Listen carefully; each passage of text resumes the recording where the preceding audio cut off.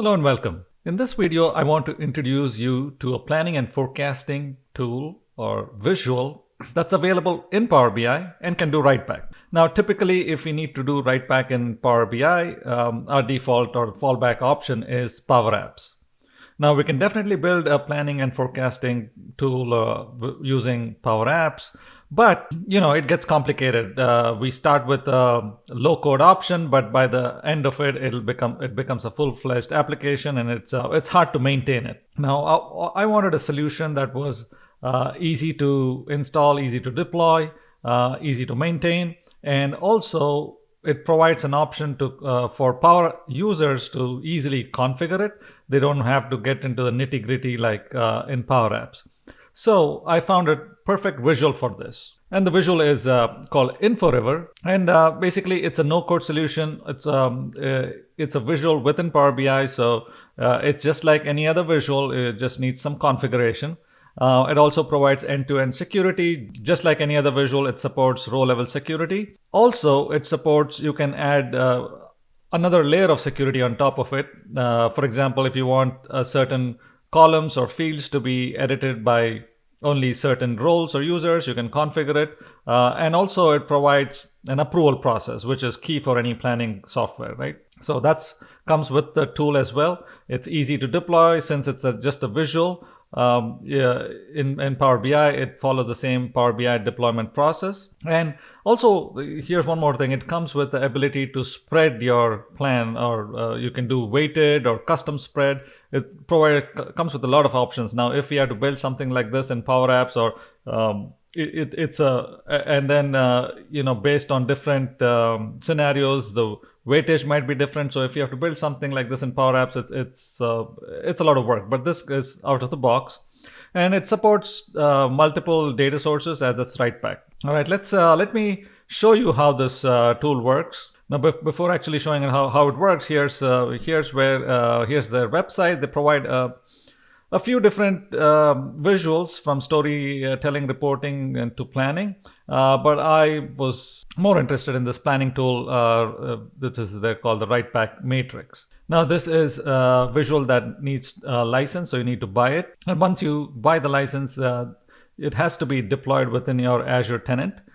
So here's a list of their basic requirements that's being documented on their website. Basically, you need an Azure subscription, create a resource group, create a user principal, and you're good to go. They also have documented the steps to install the visual. It's pretty straightforward. It should probably take you 15 to 20 minutes to install it. Once it's done, you're ready to go. You can import the visual from a file and start using it. So let me show how it works. Now I'm going to do this in our sales analysis model, which you might be familiar with. We have used this in a few other videos where we do sales analysis by category, business unit, and also do some PVM walk as well, price volume mix based on team performance and different lenses. But in this video, obviously, I want to show you how the Inforiver visual works. Let's start on a blank page and select the visual. And what I want to do is basically for a particular year. So I'm going to select the year field. By business unit, I'm going to select the business unit ID and name. And at my salesperson ID level, I want to create a plan, right?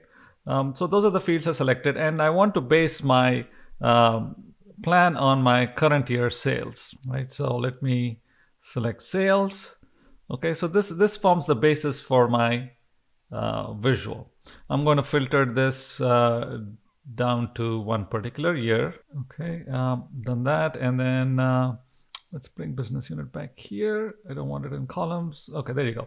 All right, now let me go into focus mode, and you see in this ribbon, you can configure this layout the way you want. Provides a lot of Excel-like functionality. You can, let's say, go to home. There are different layouts. I can do, outline, table, this stepped So various different options are available, so you can configure the way you want. You can also change the background color to match whatever, basically any visual configuration that you want, font color, font size, any of those. But we'll go into the nitty-gritty maybe in a future video where I can go through a step-by-step process. But here at a high level, what I want to do is, if I want to create a plan, all right, so in my plan, I just my end user, I just want them to see the business unit name. Okay, I just want them to see the current year sales, what's the sales, and then put in their plan for the next year. So by default, I want to populate this with my current year sales. So I'm creating a new data input as a number, and I want to format this as a current year sales. And once I do that, it'll ask me to authenticate just to get make sure that I have the license to do it. So that's done. And I have a number field. I can configure this. Let me call this sales goal. We can obviously format a bunch of other formatting options that are available. Okay, so that's done. And next thing is I need to write this back, right? So I can go to export, and there is this Writeback option. I can configure Writeback, and this is where it'll help me configure it. It takes me to this browser window where I can select my destination where I want to configure this. Like you see, there's a bunch of different options. We can put this into Fabric Lakehouse or Warehouse, and Lakehouse, it'll be stored as files, and every time a change is made, it overwrites the file, so you will not have history. But if you use something like Warehouse or a SQL Server, you will, or Azure SQL, you will have that option of saving history as well.